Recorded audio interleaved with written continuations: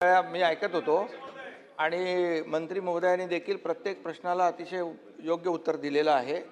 अनधिकृत आणि अतिक्रमणाच्या बाबतीमध्ये तुम्ही सांगितलेलं आहे की बाबा कुठे कुठे अनधिकृत बांधकामं आहेत त्याची यादी करूया। मी या ठिकाणी मुंबई महापालिकेच्या आयुक्तांना निर्देश देतो की वेगवेगळ्या भागामध्ये जिथं जिथं अशा प्रकारची अनधिकृत बांधकामं आहेत आणि त्यांची एक यादी तयार करा।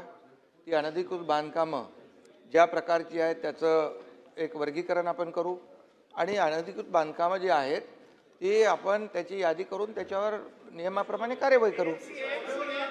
अरे एएमसी असू दे, जो एएमसी काम करत नसेल त्याची चौकशी करू। एएमसी जर चुकीच्या पद्धतीने कोणाला प्रोटेक्ट करत असेल तर त्याची चौकशी करू आणि त्याची कारवाई करू। मी सांगू का? त्यामुळे आता एकच आहे, आपण अनधिकृत बांधकामांना पाठीशी घालणार नाही। यासाठी जितेंद्र आव्हाडजी आपण क्लस्टर जी का भूमिका घेतली याचं कारणच ते की आतापर्यंत झालं आता त्याला अनधिकृत बांधकामाला फुल स्टॉप लागला पाहिजे। कुठंही आम्ही तर सांगून ठेवले सगळ्या आयुक्तांना, तुम्ही प्लिंथ झाली प्लिंथच तोडून टाका, पुढे वर येताच कामा नये।